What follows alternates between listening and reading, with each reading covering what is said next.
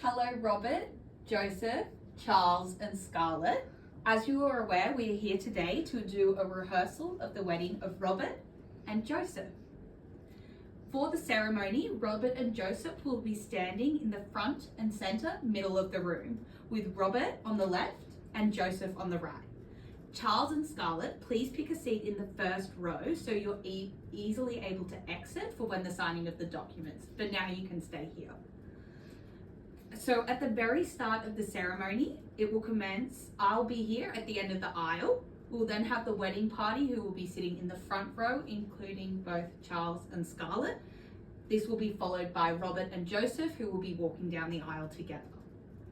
The signing table is going to be positioned at the back left-hand side of the stage, and I will guide you there when the time comes.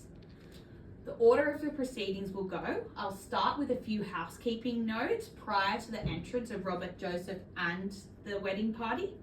After the entrance of the wedding party and Robert and Joseph, I will do a brief welcome to the guests, and I will talk briefly about Robert and Joseph's love story. Jasmine will then come up the front to do a reading, which will be followed by the monitor, which is the legal part, then followed by your mandatory legal vows, with Robert and Joseph then reading their personal vows. We will then do a ring exchange, and I will pronounce you partners in marriage and invite you to seal your union with a kiss. Myself, Robert, Joseph, Scarlett, and Charles will then go to sign the wedding registry. We will then, once completed, return. I will advise everyone that we'll be having a group photo under the Iron Wedding sign, and I'll do a short summation of the ceremony and announce you as Mr. and Mr. Downs Johnston. A reminder that the monitum is the mandatory section under which describes what marriage is in the eyes of the law. The legal vows will need to be repeated after me in the exact wording that I say for the marriage to be legal in the eyes of the law. During the signing, guests will remain seated.